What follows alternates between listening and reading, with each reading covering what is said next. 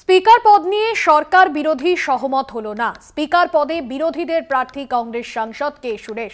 জানালেন কংগ্রেস নেতা কেসি বেণুগোপাল। স্পিকার পদ নিয়ে আলোচনায় মোদীকে কটাক্ষ রাহুলের। স্পিকার পদ নিয়ে যে জলঘোলা চলছে এবং স্পিকার পদ নিয়ে এবার আলোচনায় নরেন্দ্র মোদীকে কটাক্ষ রাহুল গান্ধীর। স্পিকার পদে বিরোধীদের প্রার্থী কংগ্রেস সাংসদ কে সুরেশ, জানালেন কংগ্রেস নেতা কেসি বেণুগোপাল। স্পিকার পদে বিরোধী প্রার্থী কংগ্রেস সাংসদ কে সুরেশ। অন্যদিকে এমনটাই জানালেন কংগ্রেস নেতা কেসি বেণুগোপাল। স্পিকার পদ নিয়ে আলোচনায় মোদীকে কটাক্ষ রাহুলের। মঙ্গলবারই ইন্ডিয়া জোটের পক্ষে মনোনয়ন জমা দিয়েছেন কে সুরেশ।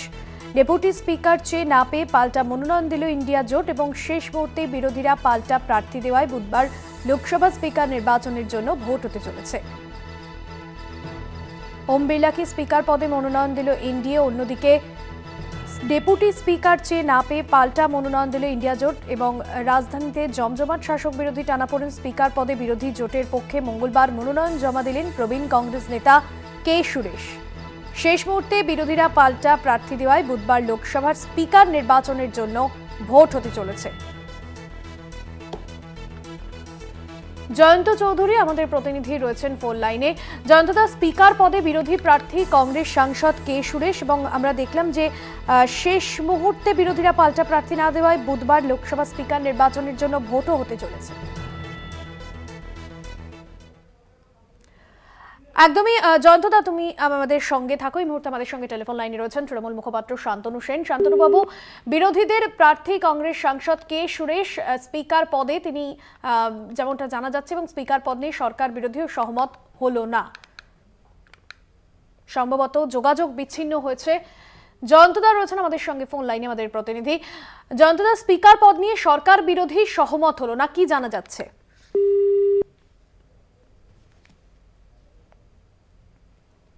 আপনাদের জানিয়ে রাখবো, ওম বিড়লাকে স্পিকার পদে মনোনয়ন দিল এনডিএ। অন্যদিকে ডেপুটি স্পিকার চেয়ে না পেয়ে পাল্টা মনোনয়ন দিল ইন্ডিয়া জোট। শান্তনু সেন তৃণমূল মুখপাত্র রয়েছেন আমাদের সঙ্গে ফোন লাইনে। শান্তনুবাবু, স্পিকার পদ নিয়ে সরকার বিরোধী সহমত হলো না। স্পিকার পদে বিরোধীদের প্রার্থী কংগ্রেস সাংসদ কে সুরেশ এবং এই প্রথমবার ভোটাভুটি হতে চলেছে আগামীকাল বুধবার লোকসভায় স্পিকার নির্বাচনের জন্য। দেখুন, বিগত 10 বছর একটা স্বৈরাচারী তুগলকি শাসন ব্যবস্থা চালানোর পরে দেশের মানুষ এই সরকারের পক্ষে রায় দেয়নি। নির্বাচন কমিশনকে কাজে লাগিয়ে কোন রকম একটা অস্থায়ী নরবরে এনডিএ সরকার বিজেপি তৈরি করেছে। ভারতবর্ষের মানুষের রায় ছিল ইন্ডিয়া অ্যালায়েন্সের পক্ষে। তাই ইন্ডিয়া অ্যালায়েন্স প্রথম থেকেই বুঝিয়ে দেবে যে তারা ইন্ডিয়া সরকারকে সব বিষয়ে চ্যালেঞ্জ করবে, মানুষের স্বার্থে লড়বে। এটা তারই একটা অন্যতম পদক্ষেপ হিসেবে গ্রহণ করা যেতে পারে। অনেক ধন্যবাদ জানাবো আপনাকে। তৃণমূল মুখপাত্র শান্তনু সেন ছিলেন আমাদের সঙ্গে ফোন লাইনে। এবং যে গুরুত্বপূর্ণ বিষয়, শেষ মুহূর্তে বিরোধীরা পাল্টা প্রার্থী দেওয়ায় বুধবার লোকসভার স্পিকার নির্বাচনের জন্য ভোট হতে চলেছে এবং এই ইতিহাসে প্রথমবার ওই ভোটাভুটি হবে সকাল 11টা নাগাদ এবং সেক্ষেত্রে দাঁড়িয়ে সাম্প্রতিক অতীতে ভারতেই প্রথম লোকসভায় ভোটের মাধ্যমে স্পিকার নির্বাচন করা হবে। কারণ ইতিহাস এখনো পর্যন্ত বলছে যে সাধারণত লোকসভা স্পিকার নির্বাচিত হয়েছেন বিরোধিতা ছাড়াই। গত দুবার সেভাবেই লোকসভা স্পিকার হয়েছিলেন ওম বিড়লা। জয়ন্ত চৌধুরী আমাদের প্রতিনিধি রয়েছেন ফোন লাইনে। জয়ন্তদা, সাম্প্রতিক অতীতে আমরা দেখলাম যে ভারতেই প্রথম লোকসভায় ভোটের মাধ্যমে স্পিকার নির্বাচন করা হবে, কারণ এতদিন ধরে লোকসভা স্পিকার নির্বাচিত হয়েছে বিরোধিতা ছাড়াই। বাসতী, বিষয়টা হচ্ছে যে আমাদের দেশের এটা একটা যে 1952 সাল থেকে তো প্রথম নির্বাচন, এখনো পর্যন্ত বেশিরভাগ সময় কংগ্রেস থাকলেও তারপরে বিভিন্ন দলের নেতৃত্ব দেশ শাসন করেছে। এখন বিজেপি গত 10 বছর ধরে বিজেপি, এর আগেও এনডিএ অটল বিহারী বাজপেয়ী সরকার ছিল, কখনোই এই স্পিকার পদটি নিয়ে কখনো ভোটাভুটি হয়নি, অর্থাৎ নির্বাচনে যায়নি। এটা সহমতের ভিত্তিতে হয়েছে। এখন এইবারে সেইটা সম্ভবত হবে না, তার কারণ যে ইতিমধ্যে কংগ্রেস ঘোষণা করেছে কে সুরেশ কংগ্রেসের কেরলের সাংসদ, 8 বারের সাংসদ, বর্তমান সাংসদ, তাকে তারা প্রার্থী করছেন। কিন্তু এরও একটা ইতিহাস তৈরি হয়েছে গত কদিন ধরে।